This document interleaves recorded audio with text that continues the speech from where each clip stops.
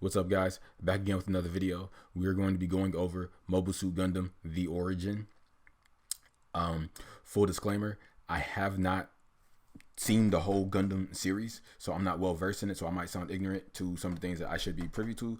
The watch order that I've done is I started with The Origin, as you can clearly see, since we're going to go over it, and I've seen a little bit of the movie trilogy of the original show, Mobile Suit Gundam. Now, if you have not seen Mobile Suit Gundam: The Origin, I'll be going into spoilers for the show. So if you haven't seen it, pause this video, go watch it, then come back. If you're fine, keep going. So, all right, cool. Let's get into it. So we're going to be starting out with the positives of the OVAs. Starting out, we're going to talk about the characters. In particular, I'd like to focus on two characters, and that is this two main siblings, Casval and Sayla. Beginning with Casval, aka Char Aznable. He's probably the best character in the show, right? Just watching him grow from this angry young boy who's kind of a prisoner of his situation and the politics that his family is dealing with, and grow into a calculated and measured young man, especially like when you see the in-between through his teenage years, where it's like, you kind of see him, adjust, acclimate to the lifestyle and just try and be normal, but due to the politics of his life, that it always kind of destroyed their stability, right? Like the stability that they were hoping to reach and that they perceived that they had. And so he would always, you could just see the anger build up and and it would just grow until he just couldn't control it anymore. And he's just like, you know what, I'm going for revenge. Like the status quo, it's not gonna work. Like it's not gonna last, and he's got to change that. So much so that he left his little sister Sayla alone, and that was kind of surprising because Sayla was probably the only person who could pull him back from his darker personality traits, and that he would generally give his life to protect her and did whatever he could to accomplish that goal. But just eventually the anger just got too much, and he's like, no, enough. Casval was a very complicated character in that he was hard to characterize, and that, like, was he good, was he bad? You couldn't put your finger on it, you couldn't get a pulse on the guy. And this was emphasized in some of the actions that he would take. Like, he would just do something so grimy, like how he set the original Char, right, the true Char, the person whose identity he stole, and sent him on a plane that was, going to explode. And he had a good inkling that was going to happen. He understood that he was being followed because of his lineage and that people were trying to kill him. And he set Char up to, take that body. And yeah, so that was just grimy right there. And then also the way he did Char's friend from the military academy, when that guy, I can't remember his name, found out Casval's true identity, that he was, the son of Zeon Zundaikun, right? And so once that found out, and the kid was really loyal to him and happy to see him, and he's just like, and he set him up to get, killed by enemy fire. Just, obviously there was logical reasoning behind this because he was trying to get to his goal to complete his revenge, but it was pretty rough to watch. It was like, whoa, this guy is, any means necessary. But despite all the grimy things that he did, there were a variety of things that he did that were quite impressive, like the way he would protect his little sister. Also, you can see the vulnerability when he found out his mother died, and he would just break down in tears, and he couldn't even tell his sister. And the way he respected the people who were teaching him while he was hiding away in Texas, and his respect for his adopted father. And it was surprising to see how he went out his way to save Lalah, the Indian girl, nearing the end of the OVAs, who I believe had like a premonition ability, but they didn't really get too deep into it, but she had some type of special ability. So all those things kind of really, it showed so many different sides of his character, especially including, I'm also forgetting, there was the parts where he would uplift his troops, like he was really a great leader, as ruthless and cutthroat as he was for his own ambitions and goals, that he did lead his men well, and it seemed that he cared for his men. And then there's Sayla. Would I say she's the second best character? I don't know, but she was definitely interesting. And but for the most of the story, she was kind of boring, right? Like she was standard, good and quiet girl. But it was cool to see how the war and everything just changing around her, and just how the lack of control over her situation pushed her character from pacifist into somebody who's willing to actually take someone's life without thinking twice about it. And the level of judgment she put into her actions when she did that. Like, whereas before she couldn't hurt a fly. And then by the end of the story, after seeing just how unnecessary violent these wars were and just how many people's lives are being destroyed, she just got fed up. So overall, there was great character development across the board, with Casval and Sayla being the best across the bunch. So this was character development was definitely one of the strongest points of this OVA. The next positive of the show I'd like to talk about is the politics. So the best parts that displayed the politics to me were in the beginning of the show, where you see the Zabis come into power and how Casval and Sayla's father was assassinated, and then you see the multiple different factions vying for power, and then Zabi ends up on top, and then Casval and them have to do whatever they can to just get out of Gihren and travel to Earth and go into hiding. So all of that was just really interesting. So the intrigue for the politics did kind of take a step down later on in the story, but I wouldn't say it fell off totally completely. It was still interesting, but it picked up a bit when later Gihren consolidates more power to himself, and he asserts his authority.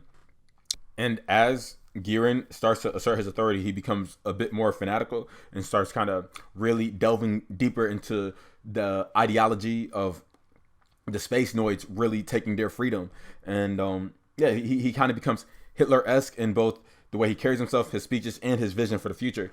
And it's interesting to see how his father, Degwin Zabi, wrestles with this reality, because it's clear he loves all his children. So like his father also a complicated character, because he's kind of a monster to a lot of people, and the person who assassinated Casval's father, Xian Zun Daikun.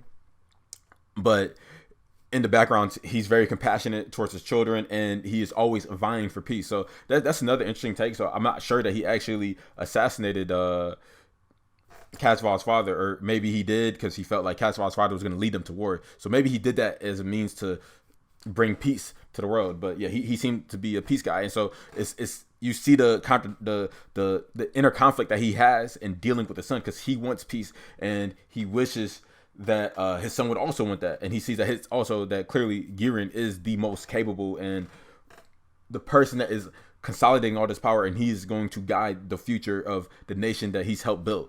And he even wishes, I think in a way, he's trying to mold the youngest, Garma, so that he can take on the role of the head, because I think he wants someone there that is more compassionate rather than Gihren and the sister. So the next strength that I would like to talk about would be the pacing. Mobile Suit Gundam: The Origin does pacing very well. It brings you in with politics. You start the show off with Xian Zun Daikun doing some crazy speech in front of his family. The mom tells her, hey, look, just chill out. The kids are sleeping. He goes nuts. He goes to the kids. And then Casval opens his eyes, and you can see the seriousness of his character, which kind of like preludes who he is in the future. And then we move it off into where he does his speech in front of the crowds, where he's gonna, I believe, ask for independence, and then he has a heart attack, goes down, and then after that, they rush Casval and Sayla to go hide them, and then boom, the Zabis go crazy and they take power, and then now Casval's in a mobile suit trying to, I don't believe it was a mobile suit, but some machine that looks like a mobile suit. They didn't have mobile suits yet, and he's shooting things down and fighting his way out, and he's just a badass character. And then his sister slows him down, which once again is a prelude to their future relationship. As time goes on, they get out, they travel to Earth, they're in Texas, and they're living their regular life, and the politics never stops. It keeps following them. It's just entertaining and just fast paced. It just really throws you in the beginning. Then you see them grow, which they did a really good job with the character development. Like it's not slow, it's not fast, but they really dig in and focus on the characters for a bit. And then from there, Casval goes to the academy, right? Which this is probably the point where there was a bit of a lull in the story, is when Casval was at the academy.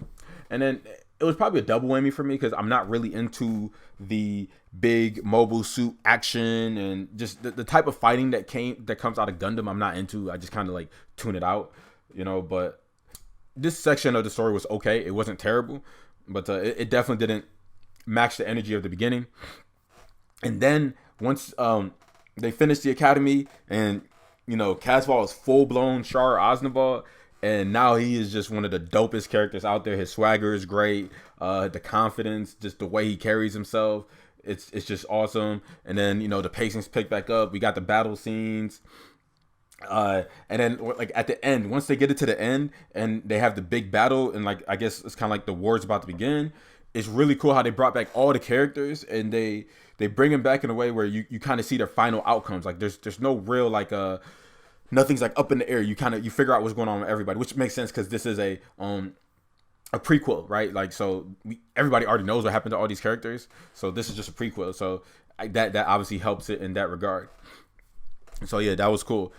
And then it just gets into the best scene possible, is when Char he gets into the red mobile suit, and he's got his reputation as red comet, and then he tells the guy who messes with mobile suits to be like, yo, take off all the restrictions on it, because I guess it was slowed down and holding him back. And once the doctor does that, or the scientist, whoever it is, and his mobile suit is free to go, and he just goes boom, and he's just moving fast and vibrating and just all over the place. It was awesome. That was definitely one of the best scenes in the whole OVA. So yeah, all in all, that generally concludes all the strengths that I felt that the show had. I mean, it had more, but those were the ones that my key takeaways. Those stood out the most to me. If I had to think of some of the negatives, I've touched on some of them already. The action, I'm just not a big fan of mobile suit action with big mechas and stuff like that. I've never really liked that in any type of anime, but it's whatever. Another negative that I'd like to talk about is in the beginning of the OVA, the characters, when they would talk, their reactions were really over the top. I mean, it was just like ridiculous. Like, they'd come in and they are screaming at the top of their lungs that it almost looked like satirical, like a comedy. So I feel like in the beginning that kind of hurt it. It confused me a bit. I'm like, hey, is this like a serious show, or is this like a comedy? Because this is probably my introduction into Gundam. Like, I'd seen Gundam Wing before, but that was like years ago on Toonami and never really watching it that serious, so I don't even remember. So like now this is like my legit introduction into the series, and so I didn't really know what to make of the over the top communication that they had in the beginning. But later on in the OVA, they kind of washed that away. I think the only character who really kept that was Dozo Zabi, which makes sense because eventually he kind of became the comedic relief for the show. But at least they didn't keep that with a good portion of the characters, because when it was just a bunch of them, and it just seemed, it was ridiculous. But with just keeping it to him, I understand, hey, just some light humor every now and then, and just kind of, calm the tone down a bit. All in all, Origin had no major issues that I felt was game breaking. So yeah, it was a great watch, man. It was a great watch. I would definitely recommend it, and I had a fun time checking it out. And that's all. So yeah, I'll get back to y'all next week. Peace.